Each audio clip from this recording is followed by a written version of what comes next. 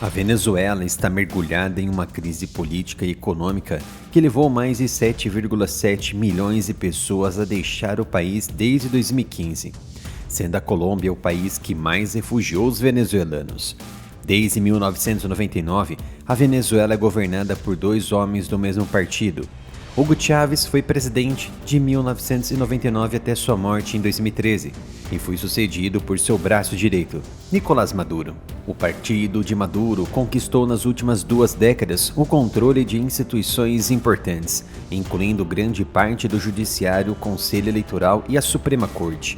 Como resultado, o papel do presidente se tornou muito mais poderoso, centralizado e o sistema de freios e contrapesos foi severamente enfraquecido. Pouco depois da eleição de Maduro, os preços globais do petróleo despencaram e a Venezuela, que depende quase inteiramente da receita do petróleo para sua renda, entrou em uma recessão de 7 anos.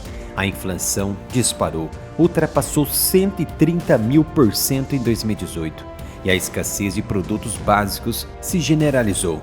Após a contagem dos votos das eleições de domingo 28 de julho, o Conselho Nacional Eleitoral declarou Nicolás Maduro o vencedor com 51,2% dos votos. Cerca de 56% das pessoas aptas a votarem foram até as urnas. Houve uma ausência em massa da população, que em parte fugiu para países vizinhos como Colômbia, Peru, Equador e Brasil. No entanto, segundo a oposição liderada por Maria Corina e Edmundo González, esse pleito foi marcado por corrupção e fraudes em todos os níveis, com os apoiadores de Maduro mudando os votos na Central de Avaliação dos Votos no Conselho Nacional Eleitoral. Diversas pesquisas, inclusive uma delas solicitada pela emissora internacional Reuters, dava ao opositor de Maduro, Edmundo González, o vencedor das eleições por mais de 70% dos votos.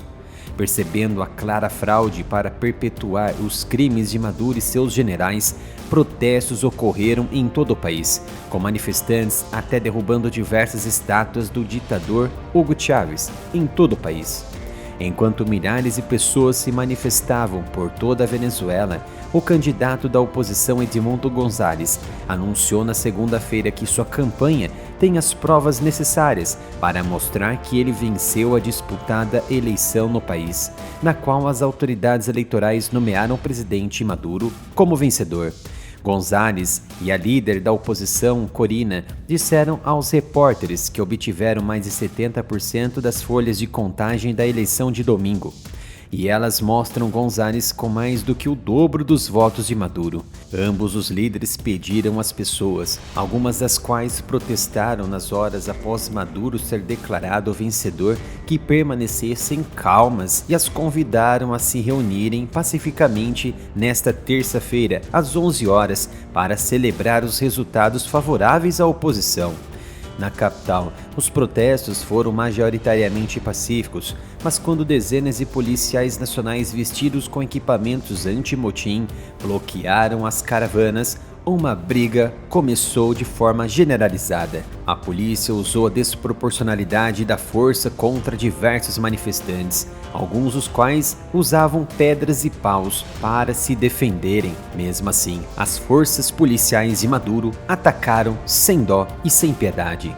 As manifestações seguiram uma eleição que estava entre as mais pacíficas da memória recente, refletindo esperanças de que a Venezuela pudesse evitar um derramamento de sangue e acabar com 25 anos de governo de um partido único e corrupto que governava com a ajuda do judiciário. O vencedor assumiria o controle de uma economia em frangalhos e uma população desesperada por mudanças. Mas o partido do poder exerce controle rígido sobre o sistema de votação, tanto por meio de um conselho eleitoral leal de 5 membros, quanto por uma rede de coordenadores locais de partidos de longa data que têm acesso quase irrestrito aos centros de votação. Esses coordenadores, alguns dos quais são responsáveis por distribuir benefícios do governo, incluindo alimentos subsidiados, bloquearam representantes de partidos de oposição em entrar nos centros de votação, conforme é permitido por lei, para testemunhar o processo de votação, contagem de votos e, crucialmente, obter uma cópia da folha de contagem final de cada máquina. As autoridades eleitorais ainda não haviam divulgado as folhas de contagem para cada uma das 30 mil máquinas de votação até a noite de segunda-feira. O site do órgão eleitoral estava fora do ar e ainda não estava claro quando as contagens estariam disponíveis.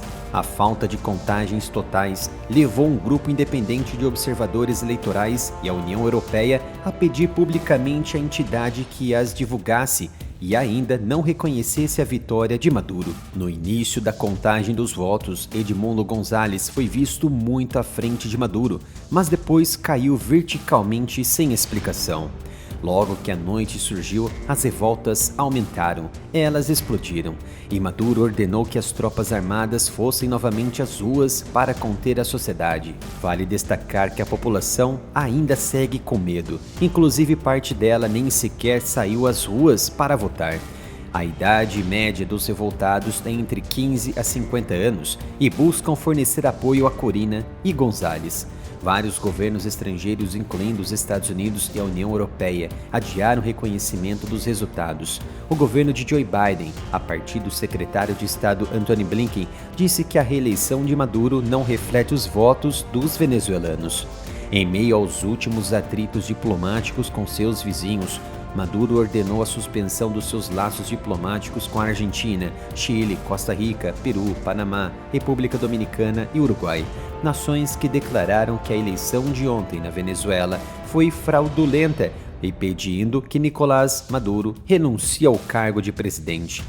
Diante de toda a situação, o governo de Maduro começou a perseguir a oposição.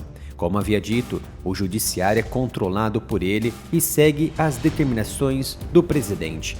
Buscando vingança, o Ministério Público acusou Maria Corina Machado de tentativa de fraude eleitoral, temendo ser presa ou um atentado contra ela. A líder da oposição, Corina, buscou refúgio em um local seguro. Sabe-se que políticos aliados a Corina, opositores de Maduro, estão refugiados na embaixada argentina. Foi então que forças militares e homens encapuzados armados cercaram o prédio diplomático argentino, pressionando a saída dos apoiadores de Corina e dos líderes da oposição, e então Corina denunciou ao mundo o que estava acontecendo. Abre aspas. Estamos recebendo relatos de policiais encapuzados, armados e aparentemente da Polícia Nacional Bolivariana, nos portões da Embaixada Argentina. Peço aos jornalistas que se dirijam até lá depois desta coletiva de imprensa e aos vizinhos de Las Mercedes, La Vista e Rosal, que apoiem os que ali estão abrigados. Devemos proteger o nosso povo e os veículos de comunicação e garantir que o seu trabalho seja indispensável. Violar o Acordo de Caracas seria ultrajante. Fecha aspas. Enquanto isso, 9 países latino-americanos convocaram uma reunião de emergência do Conselho Permanente da Organização dos Estados Americanos, a OEA, devido às suas preocupações com os resultados das eleições. O Panamá, um dos países, também disse que colocaria suas relações diplomáticas com a Venezuela em espera e retiraria a equipe diplomática do país até que uma revisão completa fosse conduzida. Abre aspas para o presidente panamenho José Raul Mulino. Estamos suspendendo as relações diplomáticas até que uma revisão completa dos registros de votação e do sistema de computador de votação seja realizado. Fecha aspas. E o Chile seguiu o mesmo exemplo do Panamá.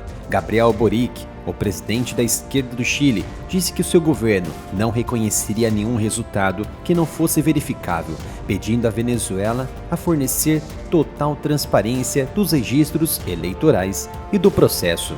Temos que ser francos aqui. A realidade é que Maduro controla os tribunais, ele controla o sistema eleitoral, tem boas relações com os militares. Vários oficiais foram postos no cargo máximo de generais e muitos deles recebem altos salários e em dólares. Outros recebem até escrituras de grandes propriedades espalhadas no litoral da Venezuela. Portanto, não há muita influência que a comunidade internacional possa manter nesse momento em termos da Venezuela, principalmente quando entendemos que há alguns países na região como Cuba e no mundo como a China e a Rússia que continuam apoiando o regime de Maduro. Por causa dos strikes que o canal sofreu do YouTube, eu precisei criar um novo canal, o Analytics, e já ultrapassamos a marca de 11 mil inscritos. conto com a sua presença. Se inscreva e ative as notificações no novo canal Analytics.